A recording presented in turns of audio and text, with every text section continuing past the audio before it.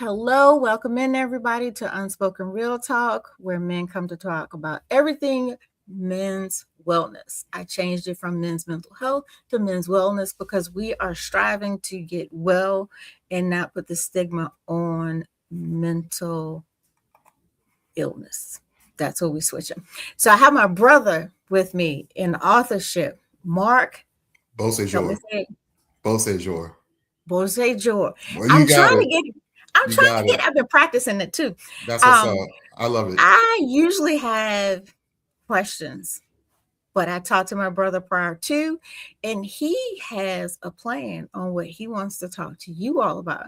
So I'm gonna let Marc have the show, and I'm just gonna sit over here drink my Coca-Cola. Hey, Marc, the floor is yours, my friend.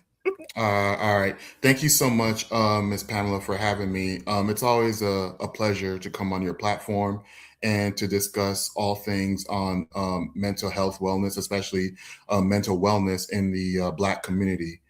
And you and I, we go back now 2 years, 2+ years. We were connected by Shanita Finesse. Shout out to Shanita and the She Publishing family, Mama She, and Shartia, and also Royce. Shout out to the whole fam out there. If y'all watching, y'all always held me down since the first day we met a couple years ago, and I appreciate y'all.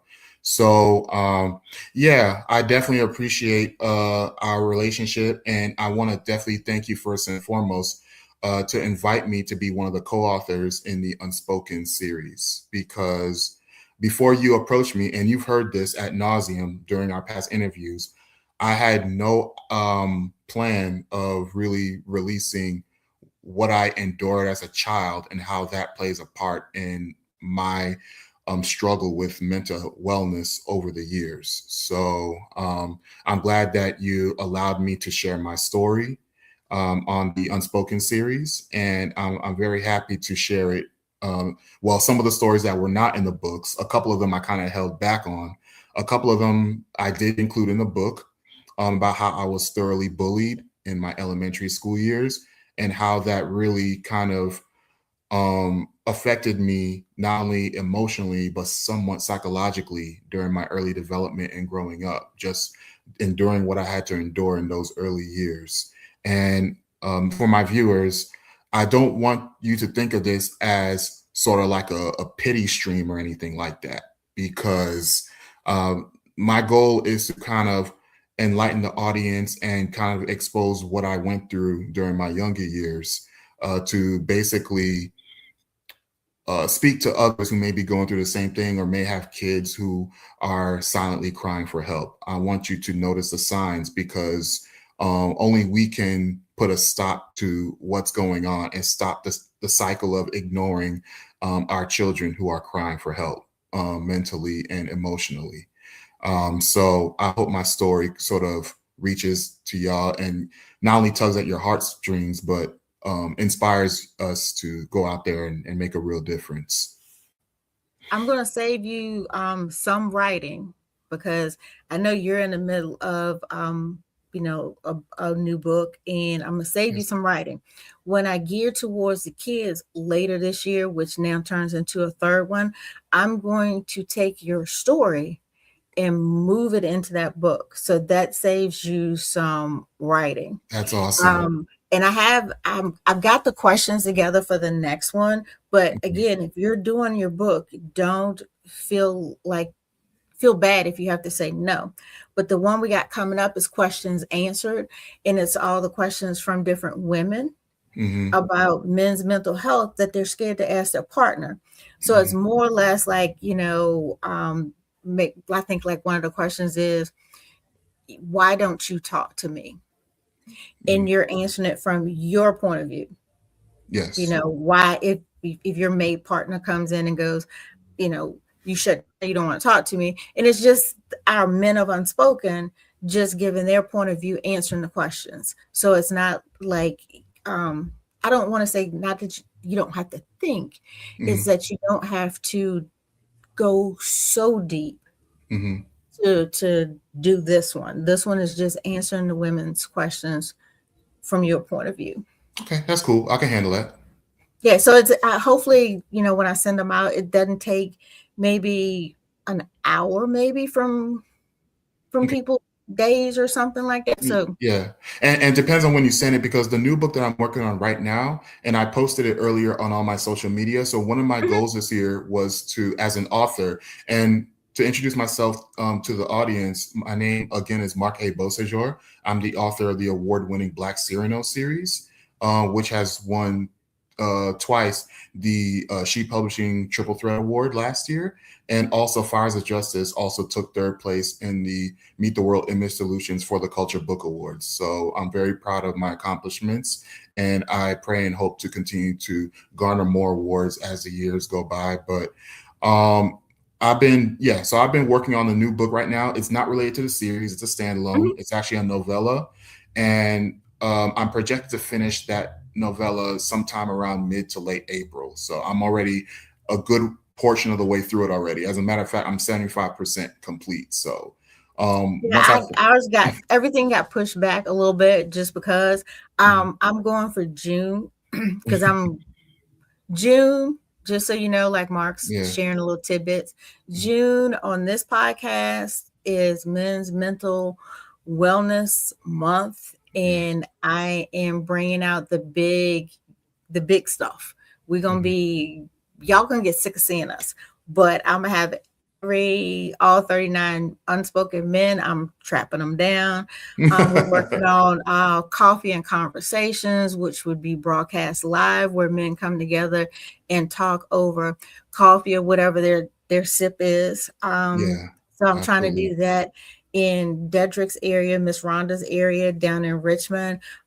We got things happening that I'm mentally planning for June. So June is going to be busy. So June is like a target month. Okay, I June, love that. And yeah. So you got time. I want yeah, you I to got time. finish your projects and Yeah, kind of like we were talking about earlier. I got so much going on that yeah. I don't know the difference between the full-time job, part-time job, side hustle. They all blending They together. So I all don't know blended. Yeah, what's they going. all combine Yeah, together they're at some all point. blending together. Right, right. No, I should be long done by then. The only thing is, and you know, as an author as well as I do, that writing is just one part of the process. So once you Mhm, finish writing, then you gotta do the pre-editing. As I call it pre-edits. Pre-edits is when you go over your manuscript, and mhm, then mhm, you go ahead and you make your grammatical corrections right then and there. And then after pre-edits, then you get it to a professional editor for them to go ahead and edit your book and go over the areas that you may have missed while you were pre-editing and mhm, offer constructive criticism slash feedback on how you can strengthen certain areas of your book. So once it gets through that editing process, then once I go over the final manuscript, then it'll be, oh, then I got the cover too. So I'm gonna do a cover reveal sometime after the editing process as well. And then after that, I'm gonna hand the whole product to Shanitha and She Publishing and let them work their magic and do their thing. So the whole process could take maybe 3, 4 months, maybe. And my mhm, goal is to try to release my book by October because just to kind of give readers a look ahead at my next book, it sort of centers around domestic violence in relationships. And October is, I think, Domestic Violence Awareness it Month is. for You're females. correct. So my goal Mhm, is to try to release my book around that month, around October mhm, 2026, because I feel like that'll be the best month to get it out and then to make it available and to also do some signings if possible locally. mhm, So that I can try to garner an audience towards that particular book because it's a subject now that's near and dear to me. And with mhm. all the craziness going on in the world today, I think that it's a message that you can't get tired of preaching on. We need to respect our women. We need to value our women. We need to respect each other in relationships. You know, we can't keep battering each other. You know, not just physically but mentally as well, psychologically. You know, so I feel like we have to take these values and realize how important it is to stay true to each other, but also respect each other. You know, show a Yeah. certain level of respect towards one another. So that's my goal. Um, but yeah, that's what I'm planning to do. Is try to release a book by then. So I'll have plenty of time in June to get involved with the Unspoken Project and appear on the podcast. Wherever you need me, I'll be there. You know, hopefully I'll be available. Yep. That's Well, I'm good. gonna send out to the men first of Unspoken before we get the special guests and stuff to Hmm. see what works. I talked to my GM at Old Navy today, and I told him, I said, "Look, this is my plan. I'm not doing summer school, but I will be available to you during the day in the summer months. So I'm hoping by me shifting Old Navy to the daytime, that Hmm. frees up the evenings for me to Yeah. do what I want to do in June, or at Right. least give him a schedule that I can do things in June. Yeah. So that's I gotta work on that tonight to take to him tomorrow morning at 5 o'clock. Oh my goodness! Wow, 5. And you know Yeah, what? That's funny. You mentioned that because this morning I actually woke up at 5 in the morning to knock out another chapter of my book, and that's what five. I've been doing. And I don't know if you watched my previous interviews I've done with Rhonda or with Shanitha, but the way that Mhm. I write, my process is that on the days that I write a chapter, I wake up so early in the morning. I wake up 4 in the morning. And I know that's kind of weird for some people, I but don't sleep, so it's not weird at all. yeah, for some people they like, but for me, I wake up that early because there's a level of peace and quiet and tranquility. You know, no one else is awake. There's no noise Mhm. anywhere around me. There's no distraction. I turn off my cell phone. I turn off social media, and then I just open my book and then I let my thoughts run with me. And the reason why is because it's so much easier to go ahead and put the book down when you're an author of fiction like I am, the characters just speak to you. And then the events just unfold naturally. You know, you'll be surprised how much you can do when there's no distraction. So I'm Well, able to see, get I'm everything done. old school. You open your laptop and you go. I have a 5 subject binder that has all 6 books in it with their Oh, titles. nice. And when I know what each book is supposed to be about. Hmm. So just like the last one's written, but I can't do the last one before the other 3. Right.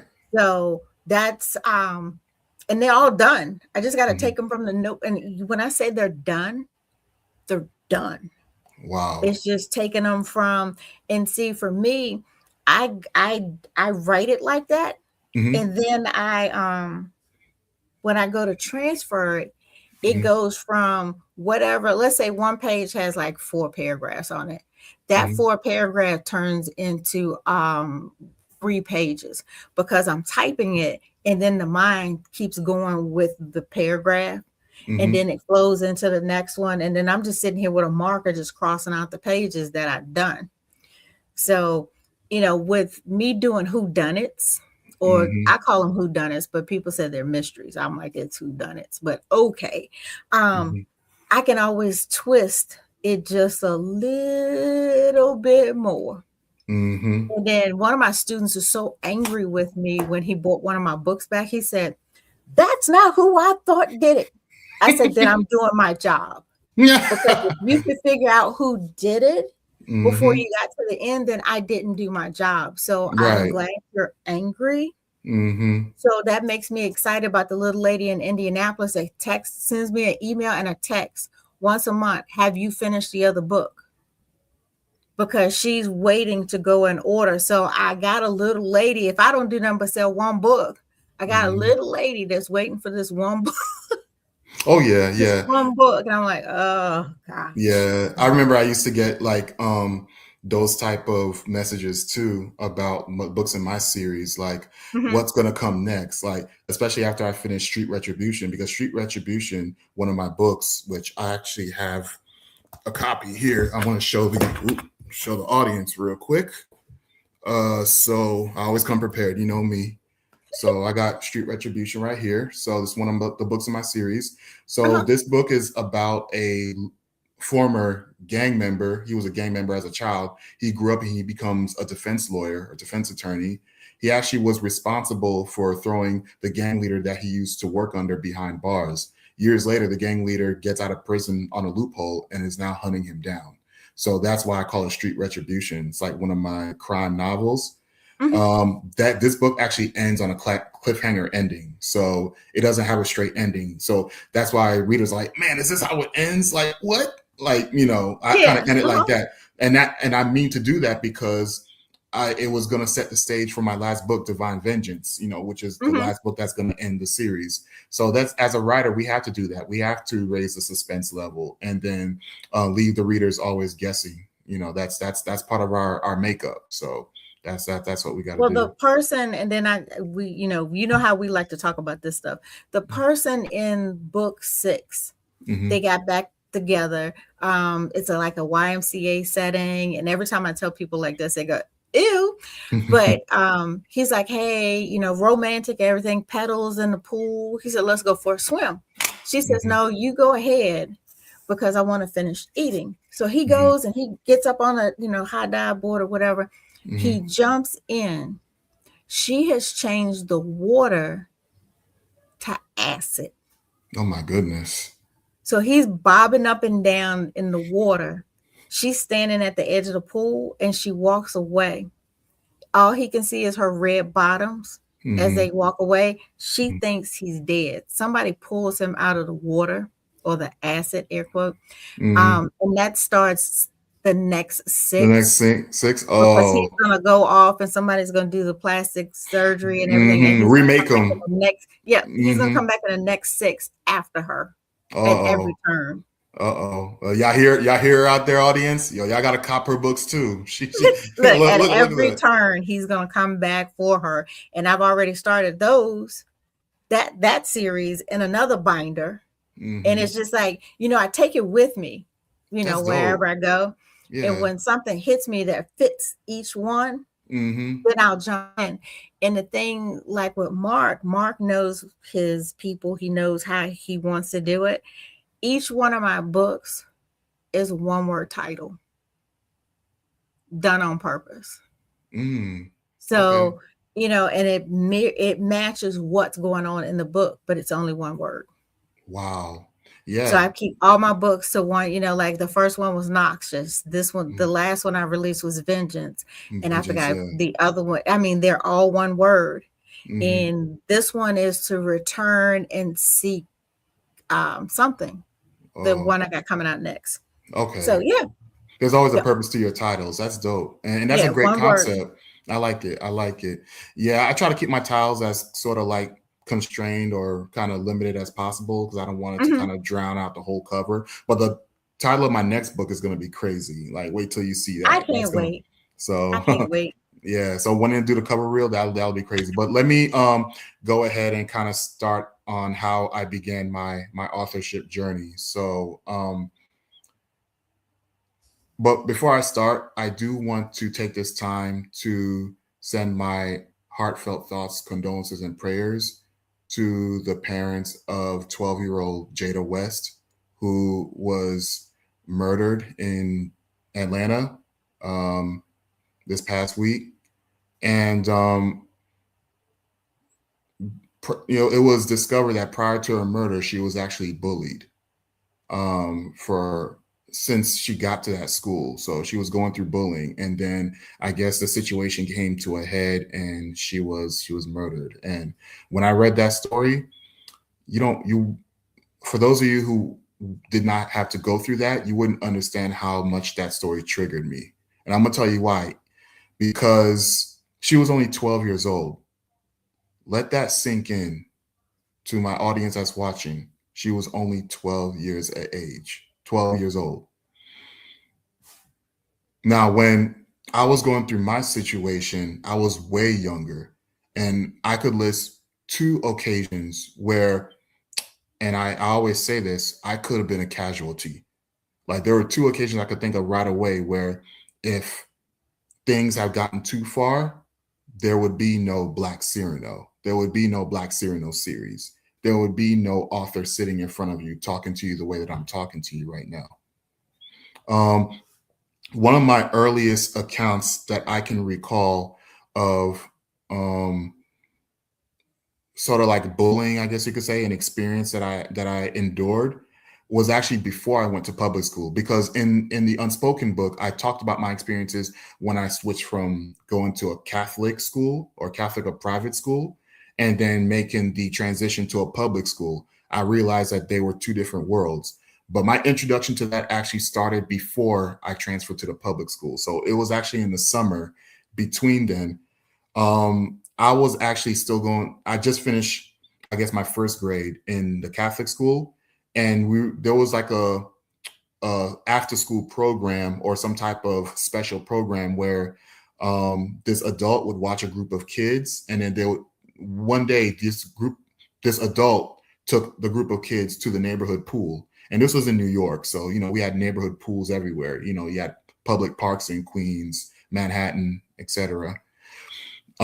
We went to the public pool, and I remember it vividly because it still sticks to my mind till this day. I was just kind of hanging around the pool. I didn't want to swim because I knew I couldn't swim. All my friends were enjoying themselves at the shallow end of the pool. But my curious, big headed self had to go to the deep end. Why? Because I wanted to talk to this girl that was on the other end. And yes, I was only in first grade, but for some reason, I just wanted to have a conversation. Now, there was this older kid. We call him, he's a neighborhood kid. His name was Ronald. I don't know why he thought this would be funny, but I was sitting at the edge of the deep end and the girl was next to me and I'm talking to her. I never saw it coming. He just decided because he wanted to be funny, he pushed me into the pool just out for no reason, like pushed me into the deep end. I can remember just going down and it was like the deep end. We're talking like more than 6, 7, 8 feet. I'm flailing in the water. I'm taking in mouthful and lungfuls of water. I could still taste the chlorine and still feel it entering into my lungs. And when I'm bobbing up, I'm yelling, help, help, help, help. And then it took like forever. But one thing I did remember when I was yelling, the kid Ronald that pushed me, he was laughing. He was just laughing. He was just pointing his finger laughing. Like it was like the whole thing was a joke. And that was the last thing that I remembered. The next thing that I actually remembered was spitting out water and a lifeguard literally over me. I guess I may have taken in too much water. They had to do CPR, things of that nature. So they had to, Right. do the Heimlich or whatever. Resuscitate. Yeah. Yeah. And I got up and then the lifeguard said, okay, go ahead and stay over there. You're not getting into the pool for the rest of the day. Go ahead and stay right there. Like he put me to the corner. But that right there, that was my first kind of like experience into the bullying that I would endure, when I went into the public school system. And Ronald was a few years older than me. He was like probably in 5th or 6th grade. Think about it, 5th or 6th grade, just pushing an innocent first grader into a deep body of water. You could have killed him right there. Yeah. And And he she was a didn't little care. fellow. Yeah. I was a skinny kid, didn't do nothing to nobody. And he just pushed me. And I remember that as vividly as I'm looking at you right now. And every time I think about that, it makes me upset, Mm-hmm. because it's like he could have taken me out right there. But then going into the elementary school system, my first day of school, this part I did explain in the book. See, the swimming pool part, that's not in the book. So Right. I kept that part out. But Mm-hmm. um, the part that is mentioned in the Unspoken book is when I went to Public School 50, PS 50, after I transferred from St. Teresa of Avila Elementary School or Catholic school. And the first day of school, this kid, Stephen Pinto, he was Hispanic, probably half Hispanic, half Italian kid. Me, I'm trying to be friendly. It was my first day of second grade that year, that school year. So I'm trying to introduce myself, trying to be on, because Catholic school was different. All the kids behaved, all the kids followed the rules, all the kids were I was actually considered like sort of the wild child in Catholic school. They said that I had trouble listening to authority. That was me. But when I got to right, that but that was because maybe I Not did little challenge. Mark. Yeah, I did challenge a little bit. But when I got to public school, it was like totally different. It was like you got all the kids were little bad behaved kids back in those days. Like I call them blessings. the blessings, yeah. I mean, Yes, we they could are look at it. blessings. We could look at them now like that. But so Stephen Pinto came up to me, and then I thought I was trying to be nice to him. I tried to introduce myself. He thought it would be funny to rough me up. And not only did he do that, but now many of you may be watching this and you may be thinking, okay, it's just kids roughhousing, it's just kids having fun, it's just kids. Maybe if it was more evenly matched, but when you come with two, three or four kids, Stephen was basically, he had his little minions, as I call them, backing Mm-hmm. him. So they would basically hold my arms, one on each side, while Stephen would proceed to punch me in my midsection repeatedly. And they did that like it was a joke. They took my own shoes from me because I went to school first day of school, had new shoes, you know, took my shoes off and beat me with it. And that was sort of like my introduction into the public school, into kind of opening my eyes into how the way things worked in this system. This was like the zone school. This was like the school in the hood. This was sort of like how they did things here. So when you realize that you want to escape your torment, you did different things. When school was dismissed for the day, you always made sure when you exited the school, you look for secret passageways to leave the school. So you don't leave through the general exit like everybody else did. You left through the back door. Or if you did leave, if you were forced to leave through through the exit, you wanted to make sure that there was a member of staff that was on hand or nearby, because they weren't going to try nothing if the teachers were there. So I made sure that there was a member of staff, a teacher or public school 50 staff nearby, or I Right. looked for an alternative exit because I didn't want to run into Steven again or his gang. So that sort of like began my horror. Public school is supposed to be the happiest moment for kids. That's supposed to be the time where you have your most fondest memories. That wasn't the case for me. Some of my worst years happened during elementary school. That's how terrible it was. I mean, I don't know why, but it was like I was being punished for being too quiet, for minding my own business, for actually doing my work, for actually doing the Mm-hmm. right thing. It was like I was being punished for it. Or maybe they saw me different from them, because you also got to remember too, we're a melting pot of different cultures. So you got Hispanic, you got African American, you got Indian, you got Jamaican. I was Haitian, so it was maybe people just didn't know how to accept me, and they thought that maybe that was their idea of a joke, was to roughhouse with me. But I didn't think it was a joke, and I still don't think it's a joke, No. because a lot of these situations could have ended up, especially the swimming pool incident, that could have been tragic. Another experience that I want to talk about also happened in my second grade year too, when the one day I finally decided to stand up for myself. It was during recess.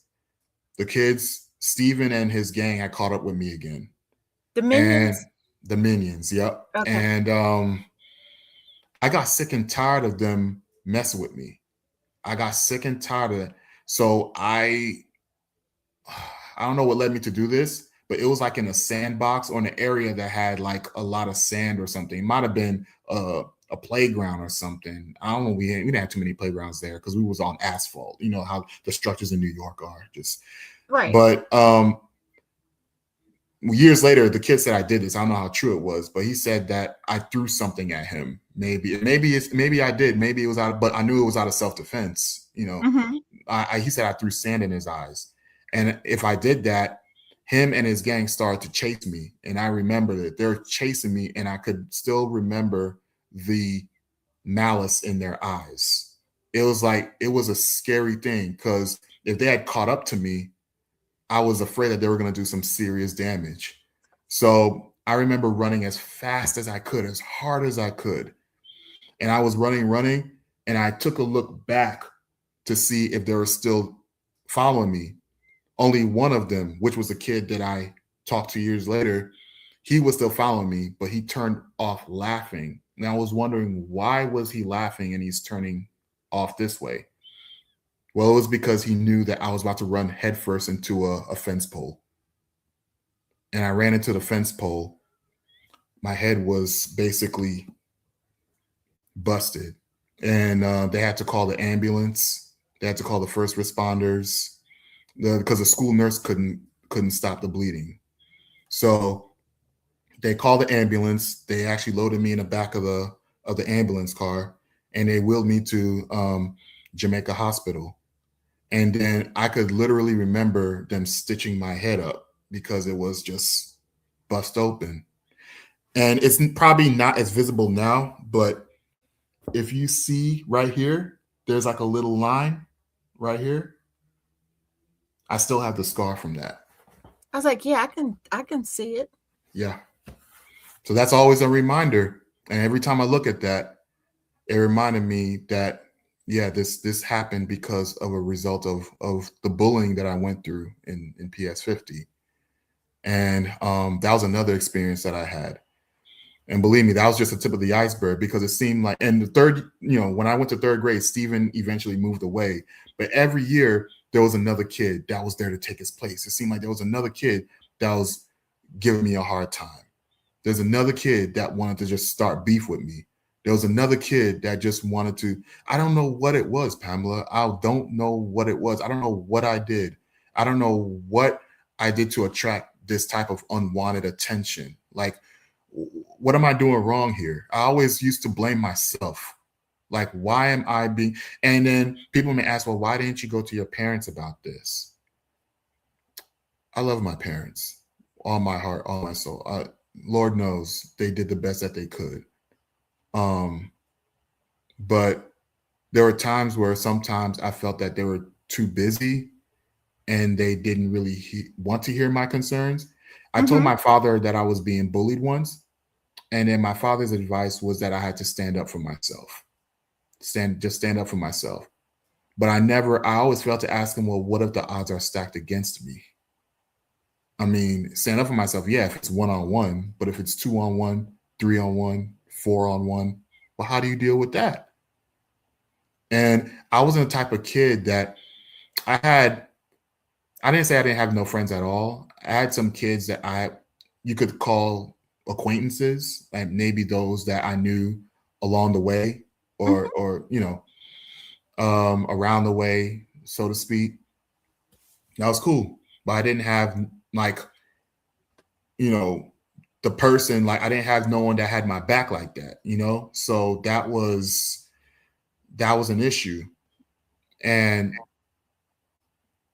I know they heard me. My parents wanted to help. I just think that because this was a new culture for them, and they're just coming into the States, they really didn't entirely understand how things worked Right. there. And I don't blame them. It's just that I wish that when I was at that age, I wish that they had really gotten someone to help me, like make that transition into the public school system, and someone that can actually intercede for me, and because you know elementary school was terrible. It was, now it was by the grace of God that I was able to still do well in my studies and still pass each grade. So I was never held back. I always did just enough. But the torment always continued. Every year it was just another bully. It was just another kid just wanting to mess with me, wanting to, in sixth grade. And in back at that in those days, sixth grade was still considered in the elementary system. It wasn't in the middle school system yet. So sixth Okay. grade, Yeah, ours I, broke. Ours stopped at fifth, and then we mhm, went middle six to 6, 7, 8, eight. yeah. So Yes. yeah, PS50. I was in the sixth grade, but I remember just being so happy because I was like, "This is my last year. It's my last year. After this, I ain't got to deal with this no more. I don't got to deal with the torment that I've been dealing with kids no more. I don't gotta." Mm-hmm. And you got to remember, back then, you know how in elementary school, in some cities or some states, you would get a bus ride home. I didn't have that. I had to walk home. And sometimes I walk home by myself. Sometimes my mother would have someone, a woman that lived in the apartment at the time, a Hispanic, Mexican woman. She would pick Hmm. me up for my mom. But the days that the Mexican woman could not pick me up, um, I had to walk home by myself. And those were the days I dreaded the most, was walking home by myself, because I was always looking behind my back because I didn't want to get jumped again. I did not want to get jumped. I was that fear, the PTSD. And sixth grade, I was so happy. I was like, yeah, it's my last year. After this, graduate, get up out of here. I get to go to middle school, or junior high school as we called it. I Yeah. couldn't wait. This kid named Brandon, he was also Haitian too, but he wanted Hmm. to act like he was, like a thug, this little, So, and in this generation, they call it Lil YN. So he wanted to act like a Lil YN, Yeah. that was his MO. So one day I remember where I didn't give him a hard time. I was just responding to the energy he was giving me. And I remember him clearly threatening me. He said, um, look, you talking too much BS. I'm gonna get you today. If I don't get you today, I'm gonna get you on Thursday. If I don't get you on Thursday, I'll be sure to get you on Friday. He was threatening me. He literally told me that he was gonna jack me up. Oh, I see Shanita responding. What's up, Shanita? Appreciate it. Appreciate you jumping in. And thank God Brandon never got to me, you know. But still, just the fear of every day being threatened and being jumped, that scared me. I was in a constant state of paranoia and unrest as a kid. A kid shouldn't have to go through that, and I did. My only relief was really going home, or if I had a chance to go to the park with one of my church friends, we played basketball, or it was reading and writing. That was really, and writing was my saving grace. I Hmm. mean, when I picked up the pen, it was like I had a new purpose. Now I had some type of power that I can control. Now I could tell stories the way I want to. And Because you share, like you said, you make it into junior high.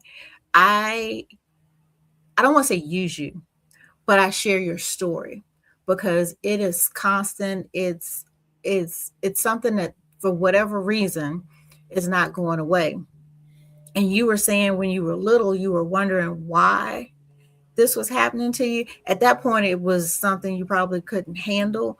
But sitting on this side of the table, I feel like it was happening to you. So we all know who's in control.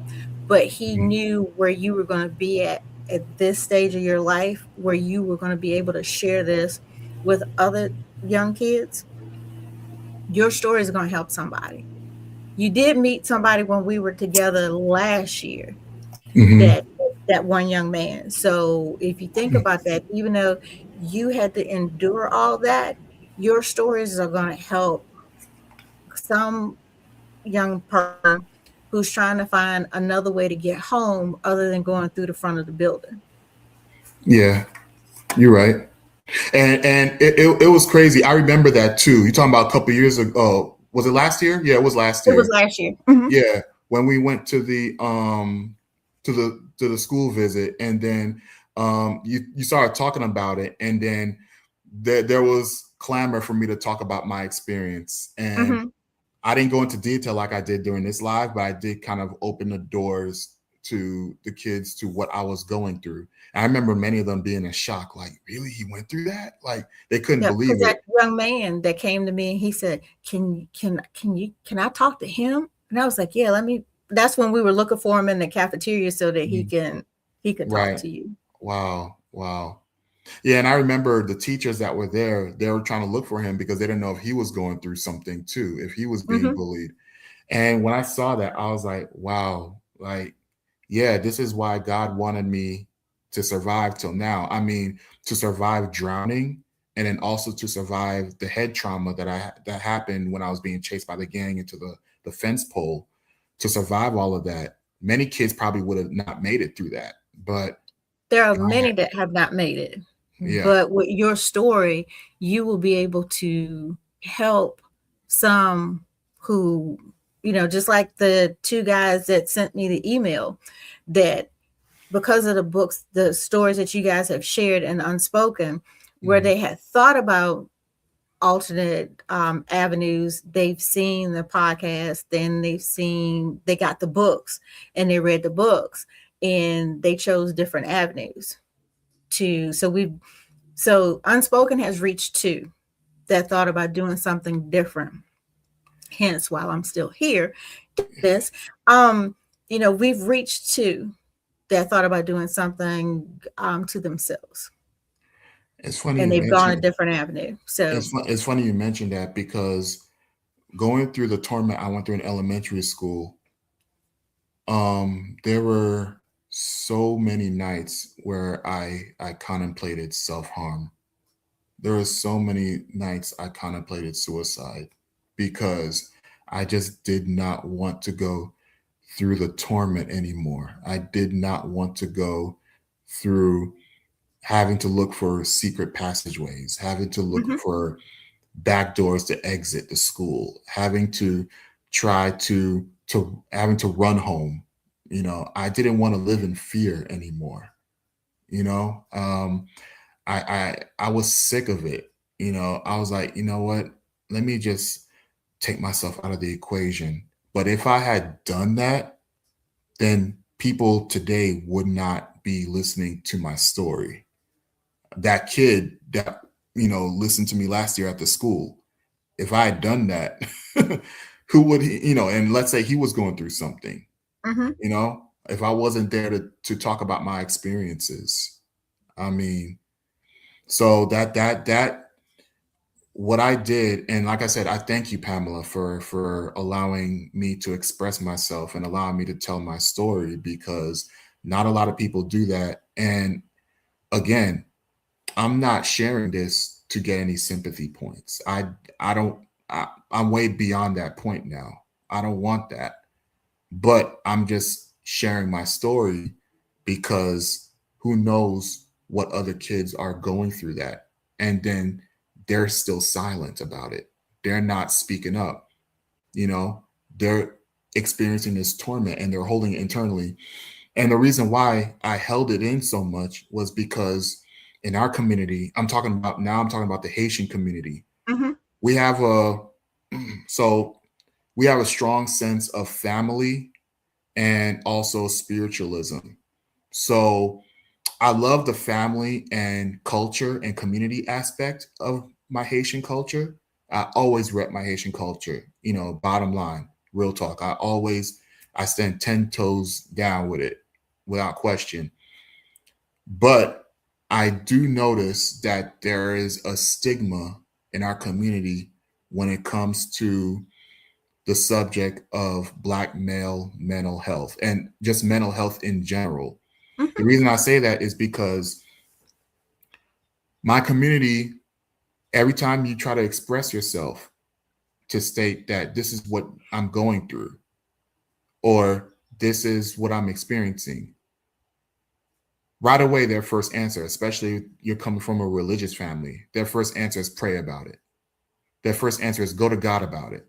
God will take care of it. God will handle it. And then they will leave you to your vices. I've heard that so many times. And I have prayed. I have done everything I can. But it comes to a point when these things continue, you start to question, is God really looking out for me? Is he really there? Does he really hear my cries, hear my pleas for help? Is he interceding for me? Because I don't feel like he's doing nothing. There was one point where I thought I really was doubting the existence of God at one point because I was going through so much. And that was all my parents or all my elders kept telling me to do. Oh, pray about it. To my young people, if you're going through this, talk to somebody about it. And when I say someone, talk to your social worker, talk to a guidance counselor, talk to someone who has experienced what you're experiencing.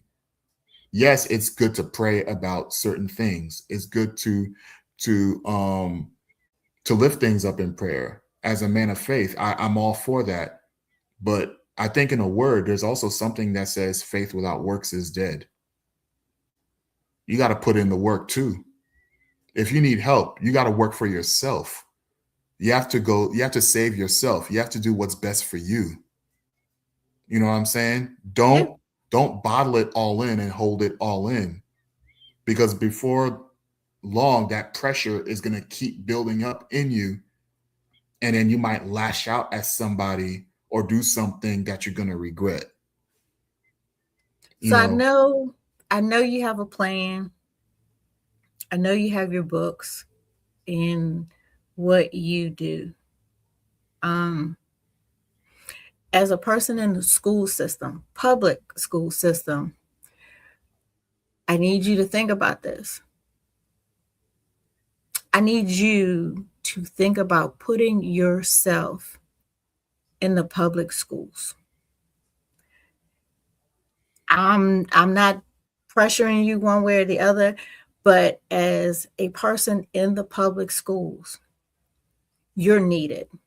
You are needed at a seminar, or at the beginning of the school year where they have different people come in and talk.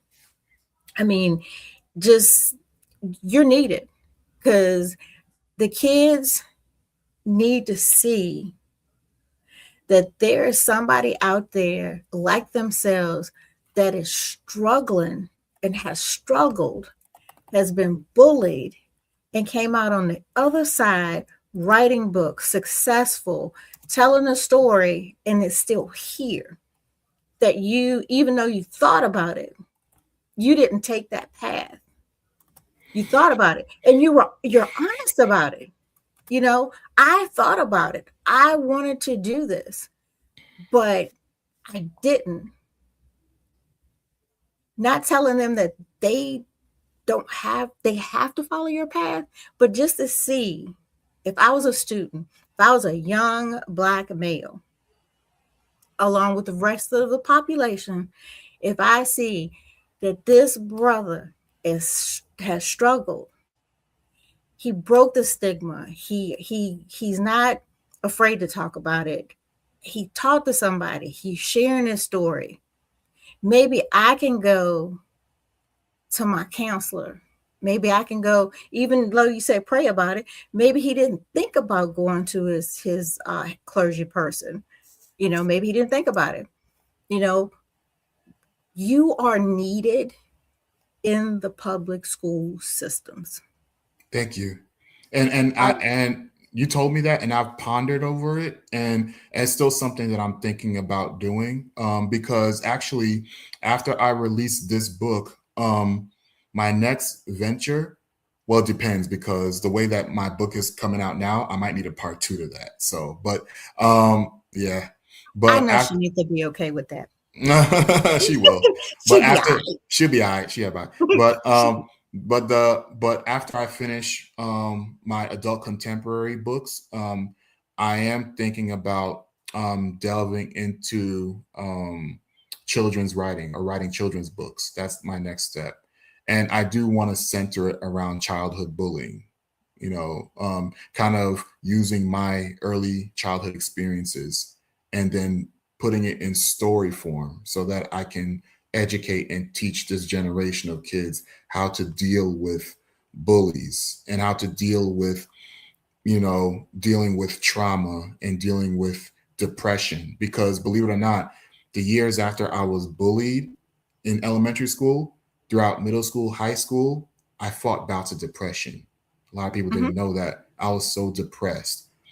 I remember throughout high school, even though I was going to different church clubs and church youth groups and things of that nature, I remember people coming to me, Mark, everyone is, especially when I moved down to Georgia, everyone's so friendly down here.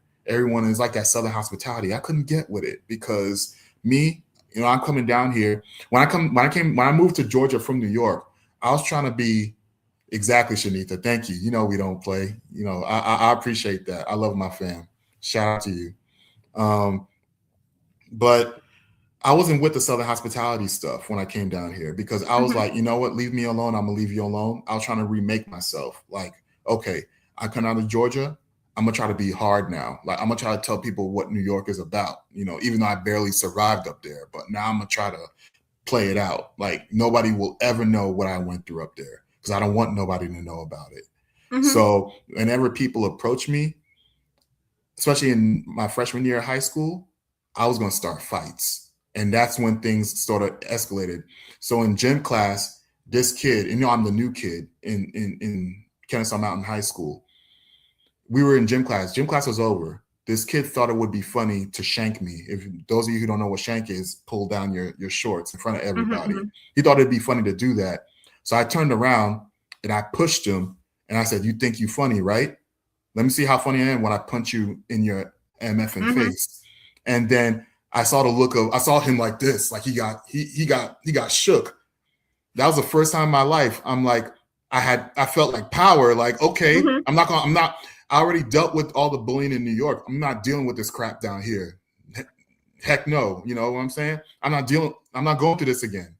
So thankfully they stopped the fight before it escalated. All the this older junior kind of separated us, but Mhm. I wasn't going to deal with it no more. You know what I'm saying, Pamela? I was I got you. done.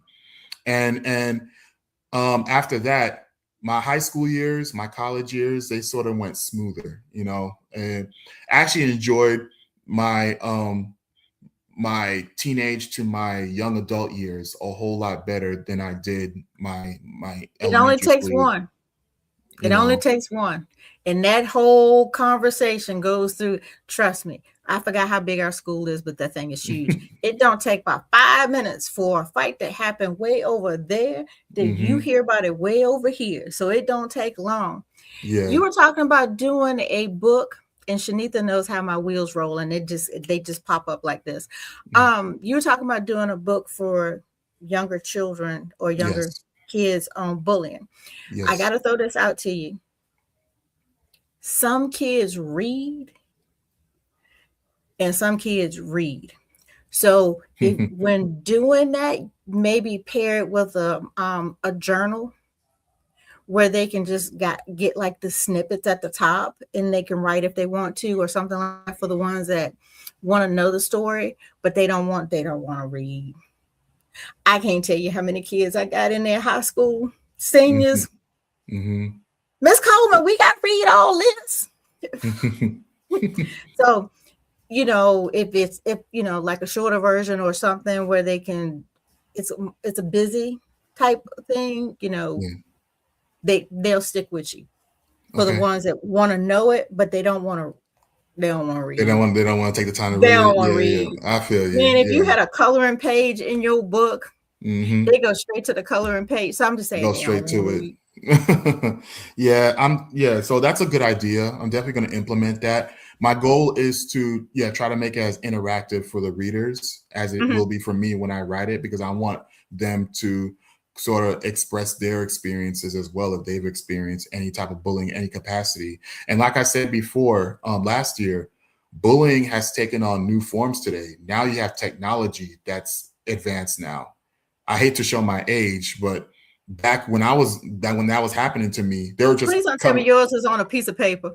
No, no, no, no. They're coming out. They just came out with the Mac. What was it? The earlier Macs. The ones that had Uh-huh. the Uh-huh. color backs. They Yeah. were they just came out with those at my school. They just built those, and but yeah, we weren't on like cell phones or social media or nothing like that back then. We weren't even on that. Like that wasn't um in the even in existence back in those days. When people bullied you back in my day, they really bullied. Like they came to you, you know what I'm saying, physically. Now you have cyberbullying, and then cyberbullying, they take it another step. Now they're using the avenue of a keyboard to cause harm to you. And even Oh that could yeah. cause harm on a psychological level. on a mental level. So I'm I'm getting against it any now. form of it. See? Yeah, I'm getting it now just because of doing the men's mental health. I mean, it had died down for a long time, but it's ramped up. I get about 8 messages a day telling me. The last one just really irked me, that told me that I was wasting my time. Mm. She said that a brother does not want to hear what you have to say. You should find something else to do. You see, and that's that type of discouragement that they're trying to kind of cultivate within us, so that they could discourage you to stop doing what you're doing. No, don't stop, sister. Don't stop doing this, because as you can tell, people like myself, we need platforms like this to speak out. We need to be able to talk about what we went through, because I was holding it in for so long. If it hadn't been for me joining the She family, and then meeting you, and you inviting me to be a co-author in this, Mhm. nobody would know about my story, because I was very intent, literally, to carry this to my grave. Like, I did not want anybody to know that this is what I went through. I didn't want, like I said, I didn't want pity points. That's for starters, and I also didn't want to appear weak. I still have and I agree with Shanita. She doesn't want you to stop doing what you're I'm doing. not. I'm Yes. just getting, like Mark said, I'm just getting bullied on keyboard bullies. But you know I what? average about 10 a week now. But you know what? I'm gonna tell you this. That just means that you're doing something good, something great, because there's so many people trying to stop it, which means that you're making waves out here, and you're making a difference. You know, the enemy is always gonna try to I'm stop the trying. wave, but that's discouragement, and that's why I'm saying don't stop doing it, because like I said, who knows what other author you're going to bring out the woodwork here and then tell his or her story. And like I said, going back to the young lady in Georgia, Jada West, her death Mhm. wasn't necessary. Her death wasn't, I mean, that was tragic. She hasn't even begun to live life yet. She was only 12 years old. And that's now you see why it was triggering for me when I read that, Right, because right.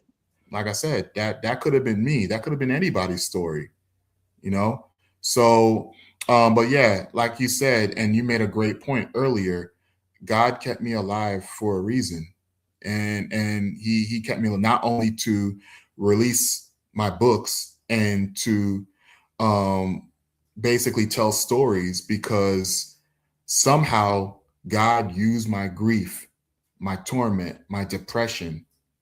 He used it, and then he transformed it into inspiration somehow for me to be able to write and to produce these books, to give me stories, inspired stories that I would have never otherwise thought of, you know. So I rose out of the ashes, and I was able to Book make. title. There you go. There Book you go. title. Yep. I was able to make something out of nothing. I was able to make lemonade out of lemons. You know what I'm saying? So um it's a testimony. And if I could inspire anybody who's watching today to speak to someone when you're going through depression, or if you have experienced trauma when you were younger, you don't know who you could be inspiring. Maybe you need to open up so that you can heal yourself. Mhm. Because when you hold things in, you could be hurting yourself even more. I was hurting myself because I was holding everything in. I didn't even, after, aside from a open mic night that I did when I was in junior high school 217, barely anyone knew that I wrote poetry. It took me going through what I call a Cyrano moment. When I was Mhm. 16, going to a summer camp, leaving a poem at a girl's bus seat, and then she saw I the remember poem you and she telling read me it. about that. Yeah, Yes. it took me going through that moment for people to realize, hey, this guy's a dope writer. He's an author. Mhm. My one of my Haitian compadres, shout out to you, Argans. You don't remember this, but I'm gonna say it on this platform. He called me the Haitian Homer. If you remember Homer, who was the Mhm, author of mhm, the mhm. Iliad and the Odyssey, because I Yeah. wrote so much poetry. So I took that and then I was able to self-publish 2 books. And then after that, my writing evolved to where I could write novels. And then also I started writing with The Preacher's Web and then Adia's Ballad and so forth. So yeah, God has turned my torment into inspiration, but really it's family members and it's people such as yourself, such as Shanita, such as Dr. Rhonda Lawson, who have invested in me and who has believed in me and who has continued to be a platform for me to share my gifts to the world. And that's something that I'm most appreciative about, because if the Black Cyrano series ends up becoming a worldwide success, and I'm speaking it into existence because I think it will become a worldwide success. If it ends up peaking at a worldwide success, I will always attribute the success to the people that got me there. I will always Well, be we got the grateful. best publishing company in the world. Why There wouldn't you go. There you go. I'm There just you go. saying. There you go. Why not? There you go. Before we separate, I got to share this with you. And like I Absolutely. said before, Shanitha knows how this brain works. You Hmm. said you rose from the ashes. Yes. Okay.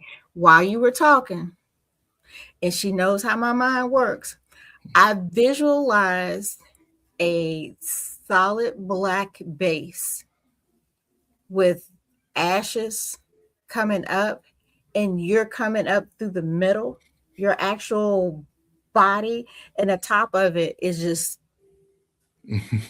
clarity. You into a clear sky. It just comes Yeah, into it's just Mark coming up on that page, just straight out the ashes. I love it. I Just thought love I'd it. share that with you. I love it. Book I love cover. it.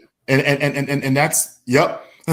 And that's how I see it. And again, I'm grateful for it. And now looking back into it, even though sometimes I'm still triggered, especially when I see stories like this, but Mhm. then I always remember how far God's taken me and look where I'm at now. I think about the awards I've won, the books I've written, and now I'm getting invites to do podcasts such as yourself, such as Dr. Audrey Ann Moses, who I appeared on her podcast last week, Mhm. and other my other contemporaries. You know, those opportunities would have never came if I didn't share my work with the world, if I didn't go out there and do book signings and communicate with my readers, communicate with my supporters. So I thank everybody who has bought a Black Cyrano series novel, and I sincerely hope that I have your support moving forward in future events. And believe me, there's much more stories to come. Well, like I said, we got the big stuff coming in June. But Yes, like Mark, because she's in here, I'm going to give her roses while she's here. absolutely. Um, I wouldn't be here doing this podcast if it wasn't for Shanitha, if it wasn't for me meeting her, if it wasn't for her always encouraging, supporting, pushing, saying, no, you're not going to stop doing that. What are we doing? I mean, her and Mama She, they are the biggest cheerleaders I love ever. Mama She. I love Mama I know, She. right? Mhm. So I wouldn't be sitting here doing this if it wasn't for her. I mean, I'd be at the school slinging hot dogs at the concession stand. You know, Yeah, I yeah, I yeah, yeah. don't yeah, I wouldn't be, we like, oh, she cheers us on. That's like I Hmm. said, she's in here cheering us on. But we wouldn't be here if Hmm. she hadn't provided us with a platform to be seen, Hmm. if she hadn't got the events together where we could participate in and put ourselves out there. Hmm. Even if we didn't have a book sale, we got the network. I mean, she put us in rooms where we could sit here and do this. Yes, So ma'am. Amen. I want to say she created us. Yes, yes, You she know, did. we might have Yeah. had some ideas and stuff, but if it wasn't for her Hmm. and her company, Hmm. her taking a leap of faith to Hmm. open her company, Yes. we wouldn't be here. Yeah, I know I wouldn't be here. and I second that. When she came to me, and I know we're gonna end the show, but I do want to basically give Shanita her flowers as well. When Hmm. we met in the Black History Month Literary Weekend 2023, I believe that's the first time that we met. Um, I remember I wasn't. I had a good weekend because I was communicating with other authors. That was the first time I had done a live event with the other authors in person, because the first time I participated in the event was virtual because we were still getting off of COVID at the time in Right. 2021. So when I went to the actual signing in DC in 2023, um, I was really at a crossroads because my old publisher wasn't really garnering any results for me in terms of sales, and I was so frustrated. Literally, I literally was at the point of quitting my career. Like I was going to say, you know what, I don't want to write no more. I just don't Hmm. want to do it. I think it's a waste of time. But I didn't tell nobody that weekend. I kind of played it off like everything was cool. Shanita and Mama She, I remember it was Mama She especially, they asked me, Mark, are you okay? You good? I said, yeah, I'm fine. I'm fine. But in reality, I wasn't fine. I was really contemplating the end of my career. Like, I was like, you know what? Because Black Cyrano, as we know it today, would not exist if I was, if It's I that quit. family. And It's the then she said, family. I wasn't even signed with She then. Hmm. So basically, she said, I don't want you to feel this way. I want you to be happy. I want you to be cool. And the She family, the way they presented themselves, how all their authors support each other, that drew me. And then when Hmm. I went to Houston later on that year, all it took was a few words from Shartia. Shout out to Shartia Love Jones. All it took Of was a few course. words from her and her persuasion, as you say. Oh And I yeah, was, that don't forget that. yeah, Hmm. yeah. Yeah. That was all it took, and the rest was history. I was signed with She, and I haven't looked back. So they've been more than uh, literary family. They, like I said, they've been real brothers and sisters. Oh yeah. Royce is my brother now. I feel like Oh, I we're could gonna talk to keep him Royce. We're gonna keep about them all. anything. But yeah, we're gonna yeah. His wife Lisa, they're Hmm. very Yeah. down to earth people. I love them. Um, I the first time I met Shanitha and her mom and Dr. Rhonda mhm, was in Houston. mhm, They met me at a very raw time.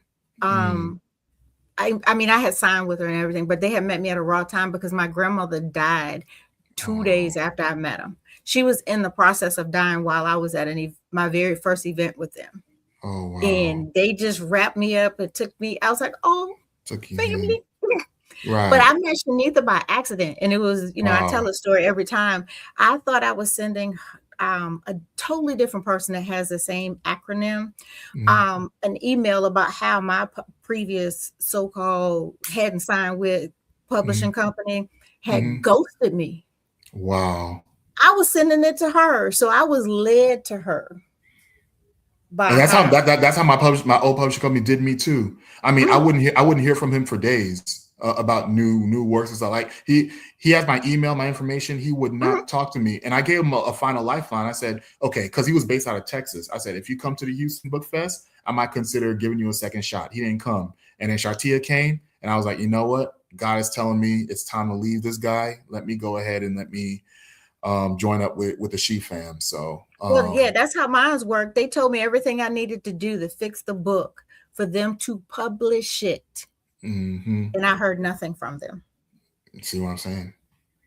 So I'm in Yeah. the right place. I know where I'm at. There you go. There you go.